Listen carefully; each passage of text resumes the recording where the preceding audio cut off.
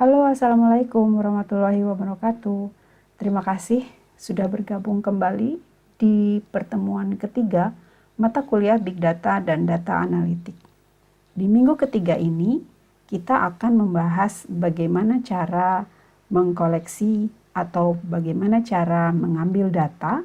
Yang kedua adalah bagaimana melakukan pre-processing, yaitu proses-proses untuk menyiapkan data ke langkah yang lebih lanjut. Dan yang ketiga adalah mengingat kembali tentang statistik deskriptif. Ini adalah pembahasan di minggu ketiga. Saya akan menjelaskan urutan pembahasan kita. Yang pertama adalah kita akan membahas tentang bagaimana kita mengambil data dan dari mana saja kita dapat data. Yang kedua adalah mengenai data pre-processing. Yang ketiga adalah kita akan mengingat kembali statistik deskriptif dan kemudian mengenal yang namanya high dimensionality problem. Lalu kita akan bahas salah satu jalan keluar untuk menghadapi high dimensionality problem, yaitu dengan faktor analisis dan prinsipal komponen analisis yang biasa kita kenal sebagai PCA. Dan kemudian yang terakhir adalah kita akan mengingat kembali bagaimana regresi dan membuat model regresi beserta contoh-contohnya. Nah, diawali dengan gambar ini adalah workflow data analitik. Gambar ini menunjukkan bagaimana kita memulai aktivitas data analitik ya, yang ditunjukkan oleh langkah pertama itu adalah menyiapkan dataset. Ya, kita lihat gambar di belakangnya, teman-teman mungkin bisa lihat ya. Ini adalah gambar dataset. Sebentar, ini kok tidak bisa. Ini adalah gambar dataset. Nah, kemudian setelah kita menyiapkan dataset, kita pastikan bahwa data tersebut sudah siap kita gunakan, sudah berkualitas, sudah tidak akan ada masalah ke depannya, maka kita akan memilih metode apa di dalam atau tools apa di dalam data analitik ya, yang akan kita gunakan untuk menjawab semua pertanyaan atau untuk membuktikan hipotesis-hipotesis yang telah dibuat sebelumnya. Nah, sehingga outputnya adalah ilmu pengetahuan atau wawasan yang memang kita cari untuk menjawab permasalahan-permasalahan yang ada dengan menggunakan data analitik. Jadi kembali dalam workflow-nya data analitik atau urutannya adalah selalu dimulai dengan dataset, kemudian memilih metode dalam data analitik untuk memberikan output yaitu insight atau kita sebut dengan wawasan. Setelah kita mengenal bagaimana langkah-langkah yang dilakukan dalam data analitik workflow, ya tentu saja hal pertama itu adalah menyiapkan dataset. Dan di dalam proses menyiapkan dataset atau kita melangkah pertama dari dataset, tentu kita harus mengerti tipe-tipe data supaya kita bisa tahu karakter mereka. Ya. Nah, kemudian bisa kita lihat di gambar ini, kita bisa lihat ada menunjukkan data ya, terbagi menjadi dua, yaitu data kategorikal yang ini, atau kita biasa mengenalnya dengan kualitatif data, dan yang kedua adalah numerikal yang biasanya kita sebut kuantitatif data, dan kategorikal ini terdiri dari data nominal dan data ordinal. Numerikal terdiri dari data interval dan data rasio. Ya. Data kualitatif atau data kategorikal adalah data yang dipaparkan bukan berdasarkan angka, dia non-numerik. Biasa disajikan dalam bentuk kata-kata yang bermakna. Sedangkan data kuantitatif adalah data yang dipaparkan dalam bentuk angka, numerik. Oleh karena itu, kita biasanya menemukan ada rumus di dalam numerical data, ditunjukkan oleh aritmatik, operasi aritmatik katanya ya, ini. Sedangkan categorical data, kita fokus kepada kualitas informasi yang dipaparkan. Oke, mari kita memahami apa itu nominal data, ordinal data, interval data, dan rasio data. Coba kita perhatikan dan kita ingat-ingat lagi. Nominal data adalah angka yang diberikan pada objek atau variabel pengukuran yang hanya memiliki arti sebagai label saja.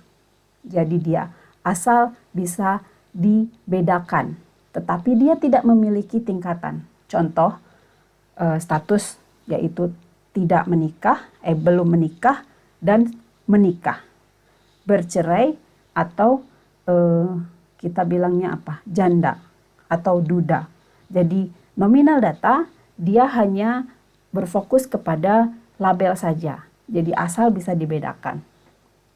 Sedangkan ordinal data itu adalah berupa angka yang diberikan kepada objek atau variabel pengukuran yang mengandung pengertian ada tingkatan di situ. Oleh karena itu kita melihat contohnya adalah low, medium, dan high. Sedangkan interval data adalah angka yang diberikan pada objek atau variabel yang pengukurannya mengandung sifat ordinal tetapi ditambah sifat jarak interval, ya. Sehingga kita lihat contohnya adalah temperature along the Celsius scale. Yang selanjutnya adalah rasio data. Rasio data bisa merupakan angka yang diberikan pada objek atau variabel pengukuran yang mengandung sifat interval, tetapi dia ditambah sifat yang mampu memberikan keterangan tentang nilai absolut variabel yang diukur. Seperti rasio data, contohnya adalah skala ujian dari 0 sampai 100. Lihat, ada nilai absolut variabel yang diukur di situ. Nah, kemudian kita melihat ada berapa tipe variabel di sini. Ada yang variabel independen dan kita mengenal juga variabel dependent. Ingat, independen itu dia selalu berbicara bagaimana posisinya, selalu berbicara tentang input, treatment, kemudian ada stimulusnya dan ada cause-nya. Sedangkan dependent dia selalu membahas tentang output, outcome, respon, atau efek. Langkah selanjutnya, setelah kita bicara tentang berbagai tipe data tadi, maka kita akan mempelajari langkah apa saja yang diperlukan untuk mengkolek atau mengumpulkan data dari big data. Hal yang pertama dilakukan adalah kita mengumpulkan data tersebut. Kita mengumpulkan dari berbagai sumber. Setelah kita mendapatkan data tersebut, lalu kita akan menyimpan di dalam storage penyimpanan data yang biasanya dalam bentuk database. Ya. Kemudian setelah kita menyimpan, kita ambil, kita lihat datanya lagi dan kita lakukan clean up data. Kita akan sorting data, cleaning up data, dan mungkin kita akan melakukan merging data atau menggabungkan data. Selanjutnya setelah clean up data, kita melihat lagi, kita reorganize data. Di mana di sini kita melihat bagaimana cara mengubah unstructured atau semi-unstructured format ke dalam format yang terstruktur. Selanjutnya, setelah kita punya data dengan format yang terstruktur, kita akan melakukan verify data atau verifikasi data dengan mengambil beberapa sampel data dan mengetes kepada tools yang kita pilih apakah bisa bekerja dengan baik. Baik, selanjutnya adalah kita mencari tahu bagaimana kita mengkoleksi data dari internet atau sosial media. Kita memiliki dua cara. Pertama adalah menggunakan API atau Application Programming Interface, dan yang kedua adalah kita bisa mengambil data tersebut dari web. API adalah singkatan dari Application Programming Interface. API ini memungkinkan developer untuk mengintegrasikan dua bagian dari aplikasi atau dengan aplikasi yang berbeda tetapi bersamaan.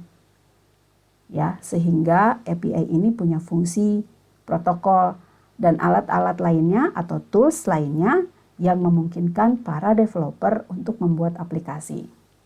Nah, apa tujuan penggunaan API? Penggunaan API ini akan mempercepat proses pengembangan dengan menyediakan fungsi-fungsi secara terpisah sehingga developer atau kalian yang ingin mengambil data tidak perlu membuat fitur yang sama. API juga dikatakan sebagai gateway atau pintu menuju platform atau program. Ya. Jadi API ini memberikan izin kepada user untuk berinteraksi dengan platform.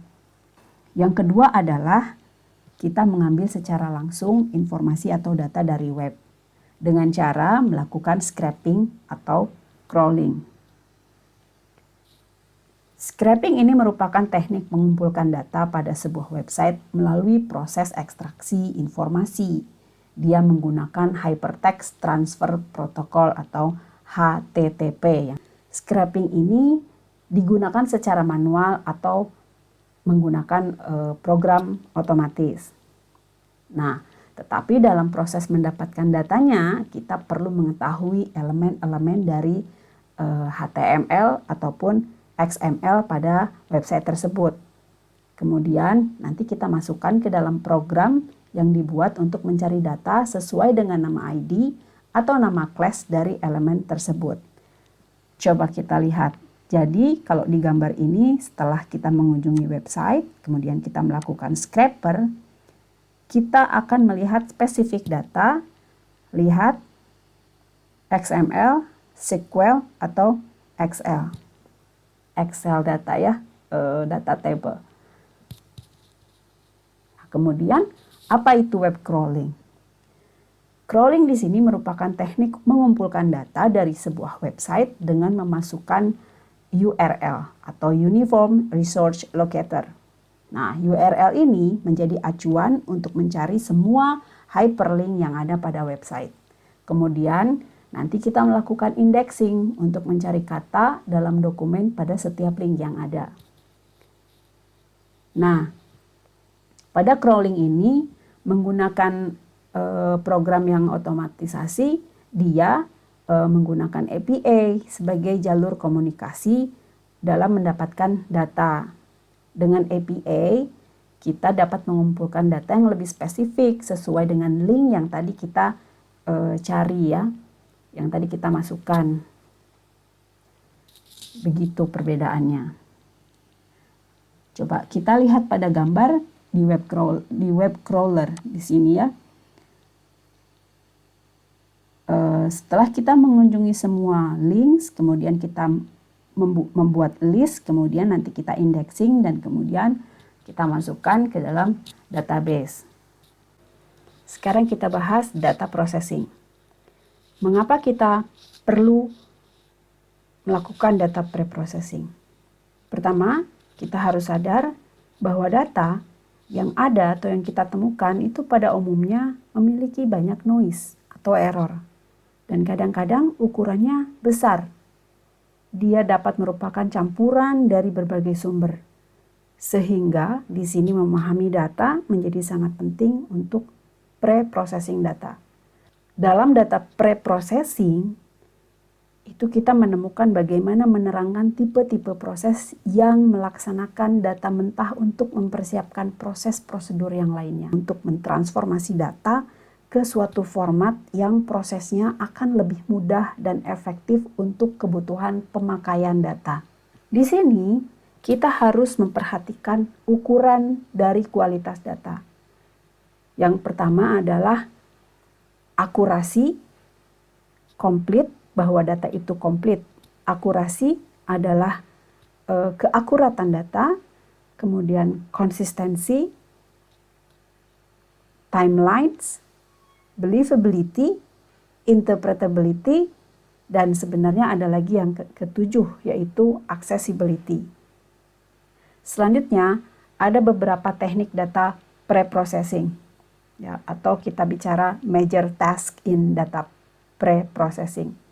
Yang pertama adalah data cleaning, kemudian data reduction, data transformation, dan data discretization. Yang keempat adalah data integration.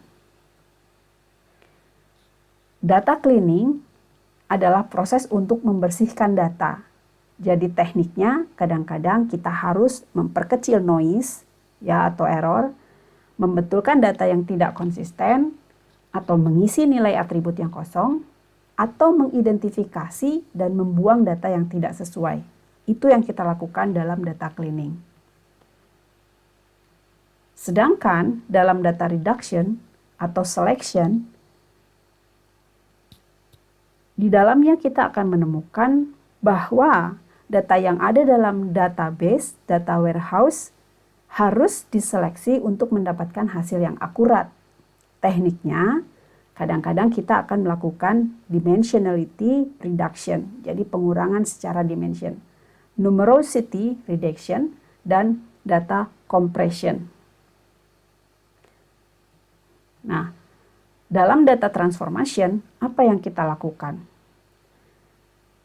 Tujuan melakukan transformasi data adalah dengan harapan data akan lebih efisien dalam proses data mining, atau juga agar pola yang dihasilkan atau pattern akan lebih mudah dipahami.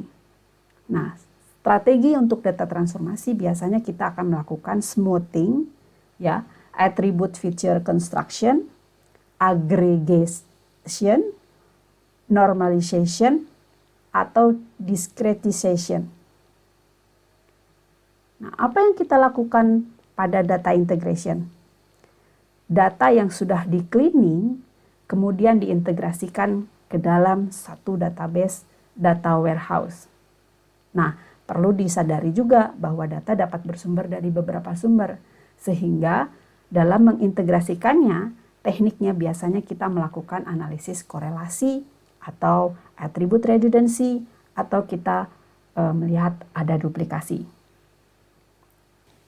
Gambar ini bercerita tentang high dimensional data, di mana pada kenyataannya kadang-kadang kita menemukan data yang memiliki dimensi, atribut, atau properti yang banyak sekali.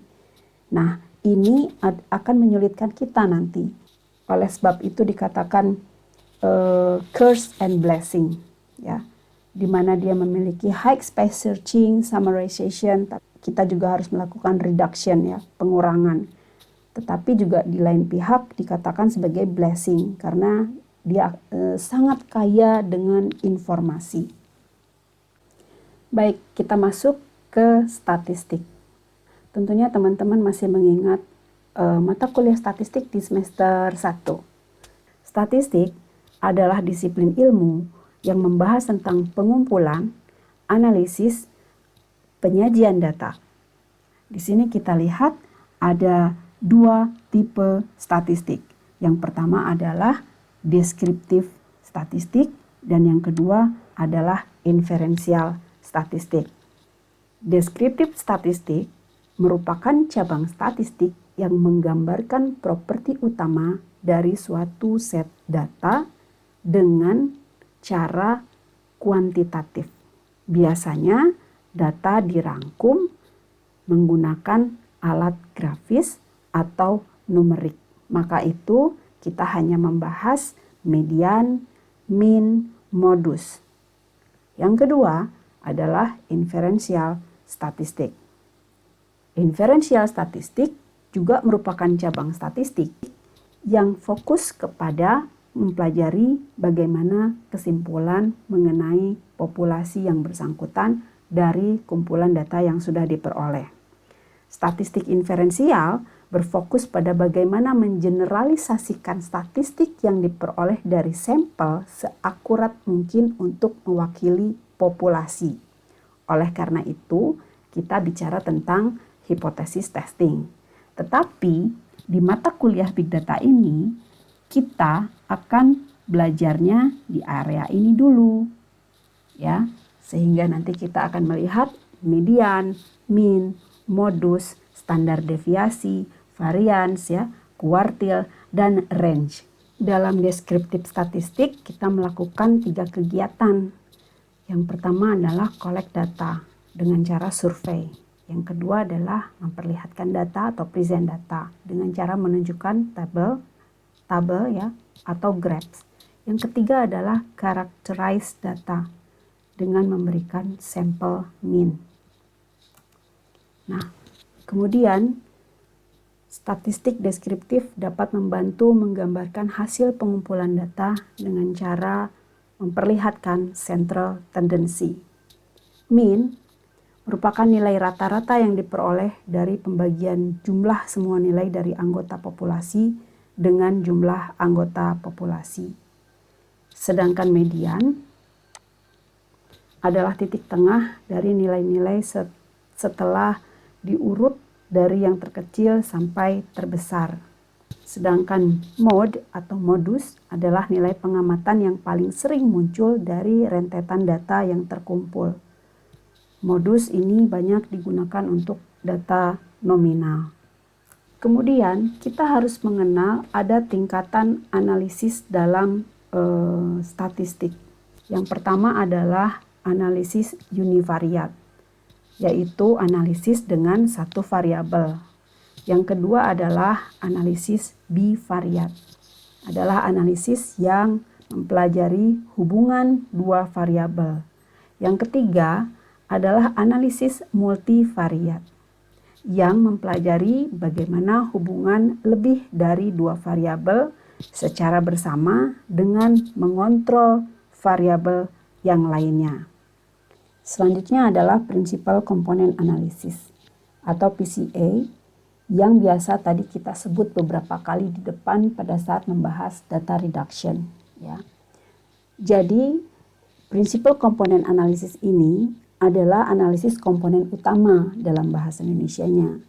Analisis multivariat yang mentransformasi variabel-variabel asal yang saling berkorelasi menjadi variabel-variabel baru yang tidak saling berkorelasi dengan cara mereduksi sejumlah variabel tersebut sehingga pada akhirnya dia mempunyai dimensi yang lebih kecil, namun dapat menerangkan sebagian besar keragaman variabel aslinya. Dapat dilihat di sini. Contohnya, ketika kita punya original data yang memiliki dimensi yang sangat banyak, ya. Kemudian kita melakukan PCA untuk menghilangkan inkonsistensi, untuk menghilangkan redundansi data, dan kemudian mencari fitur atau mana saja yang berkorelasi penting dengan data utama. Intinya, PCA itu merupakan penyederhanaan dimensi. Ya, dia dilakukan dengan kriteria persentase keragaman data yang nantinya diterangkan oleh beberapa komponen utama yang pertama. Jadi apabila komponen utama pertama telah menerangkan lebih dari 75% keragaman data asli, maka analisis cukup dilakukan sampai dengan komponen utama tersebut. Sekarang kita simak regression model. Regression model terbagi menjadi dua. Yang satu adalah simple regression model, yang kedua adalah multiple regression model. Simple regression model hanya terdiri dari satu explanatory variable, baik untuk yang linear maupun non-linear. Begitu juga dengan multiple regression model. Dia memiliki dua atau lebih explanatory variable untuk yang linear dan non-linear. Nah, apa itu regresi linear? Mari kita ingat kembali waktu semester awal kita belajar tentang regresi. Regresi linear itu adalah pendekatan untuk memodelkan hubungan antara variabel terikat yaitu Y dan satu atau lebih variabel bebas yang disebut X. Ya, salah satu fungsi dari regresi linear adalah biasanya untuk melakukan prediksi. Prediksi dilakukan berdasarkan data-data yang telah dimiliki sebelumnya. Kita lihat lagi simple linear regression model. Hanya ada satu independent variable, X, berhubungan antara X dan Y itu menggambarkan atau digambarkan oleh fungsi linear. Ya. Perubahan di Y akan diasumsikan adalah karena perubahan pada X. Ya. Tentunya teman-teman masih ingat apa ini Y, apa beta, dan X, dan juga ada random error. Nah, kalau gambarnya seperti ini biasanya menunjukkan tentu simple linear regression. Kita lihat ada random error, ada intercept, ada predicted nilai dari Y, dan kemudian ada observed value oleh Y. Sehingga kita bisa lihat bahwa ini merupakan persamaan linear regression model yang biasanya pergerakannya adalah ke atas atau ke bawah atau datar. Ya. Nah, di sini juga kita harus mengingat kembali mengenai koefisien korelasi yang ditunjukkan oleh gambar yang muncul. Kita harus ingat bahwa jika ini terdapat pada -1, maka dia mempunyai negatif atau korelasi negatif. Sedangkan jika ke arah positif, dia akan memiliki positif korelasi. Selalu ingat tanda panahnya. Jika dia di angka 0, maka dia no linear correlation. Sehingga teman-teman harus selalu ingat kalau dia datangnya ke arah kanan, ke arah positif, maka dia tumbuh kepada korelasi yang positif. Sedangkan sebaliknya, jika dia menuju ke arah kiri, yaitu negatif, dia tumbuh dengan korelasi negatif.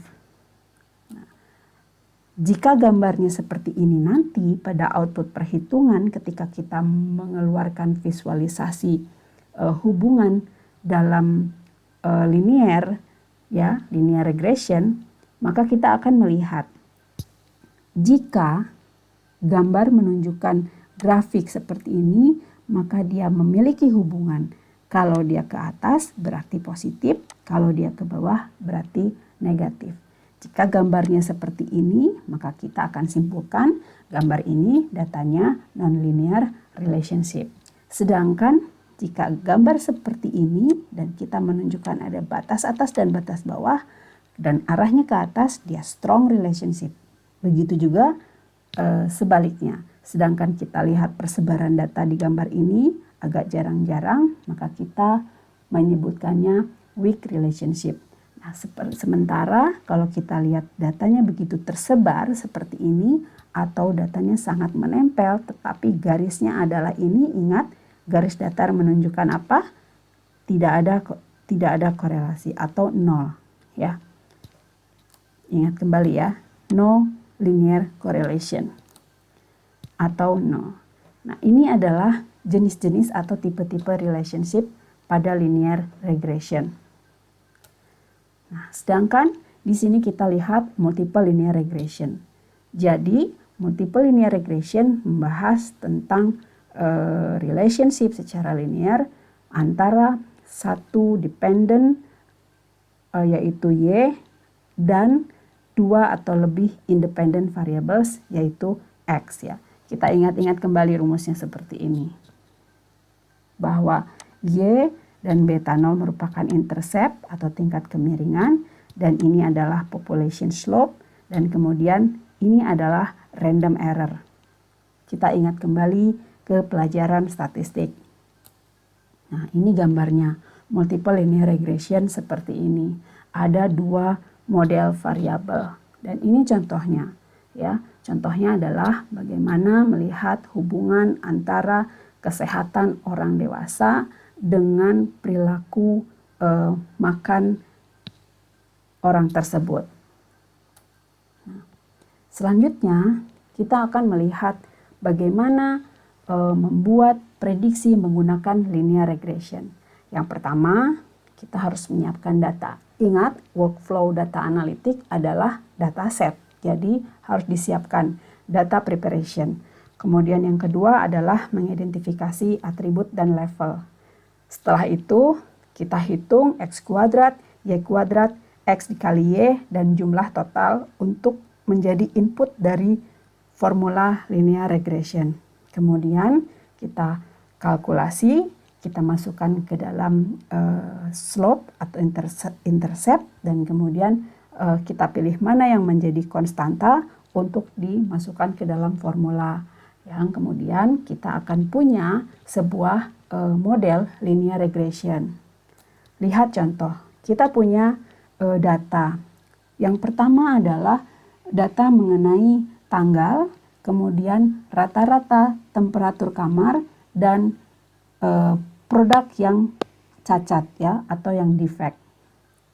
Kemudian kita ingat bahwa di dalam rumus linear regression adalah Y, di mana Y adalah dependent variable ya, dependent variable, dan A adalah konstanta, artinya dia tidak akan berubah nilainya, dan ini B adalah regresi koefisien, atau bisa juga bentuknya adalah Y sama dengan MX plus C. Jadi sama saja. Kita ingat-ingat lagi bahwa untuk mencari A, rumusnya adalah ini. A itu adalah C, sedangkan B adalah M. Ya, kita ingat-ingat lagi rumusnya seperti ini. Nah, langkah ketiga, kemudian kita akan mengkalkulasi setiap X kuadrat, Y kuadrat, X kali Y, dan kita jumlahkan totalnya. Sehingga datanya kita dapatkan seperti ini. Kemudian kita masukkan ke dalam rumus, kita hitung regression koefisiennya, bagaimana kita menemukan A, bagaimana kita menemukan B. Setelah kita input datanya, keluar A adalah minus 27,02, sedangkan B adalah 1,56. Ya, perhatikan dengan baik.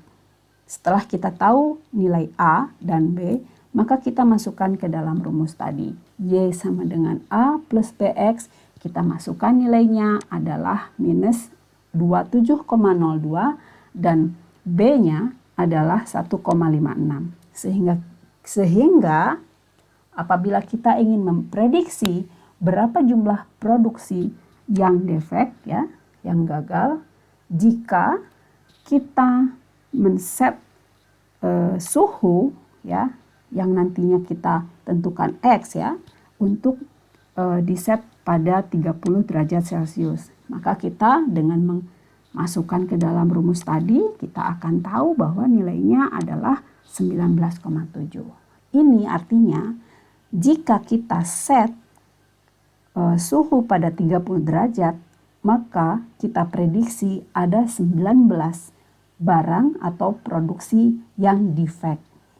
Nah, sekarang bagaimana jika kita ingin mengetahui atau ingin meraih bahwa maksimal defect production hanya 5 unit. Ya, berapa kira-kira temperatur yang harus kita atur? Maka kita jangan susah, kita masukkan aja ke rumusnya dan kita akan tahu nilainya adalah 20,5. Jadi untuk mencapai tingkat kegagalan produksi yang hanya 5 unit, kita harus mengatur suhu di angka 20,52 derajat Celcius. Nah, berangkat dari data yang kita miliki dengan menggunakan linear regression, maka kita bisa memprediksi bagaimana nilai defect yang minimal, atau kita bisa tahu jika kita men-set suhu di nilai sekian, kita akan tahu berapa produk yang defect atau gagal. Selanjutnya adalah setelah linear regression, kita belajar tentang logistik regresi model. Regresi logistik ini kadang disebut dengan model logistik atau logit. Ya, di dalam statistik ini digunakan untuk memprediksi kemungkinan, ya, probability. Jadi memprediksi kejadian atau suatu peristiwa dengan mencocokkan data pada fungsi logit kurva logistik, ya, yang ini dia.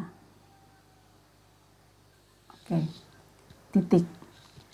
Logistic regression adalah sebuah model regresi di mana dependent variabelnya adalah kategorikal, ya, dan data menunjukkan variabel dependent dengan data binary, sehingga ada dua nilai seperti pass atau fail, menang atau kalah, hidup atau mati, sehat atau sakit.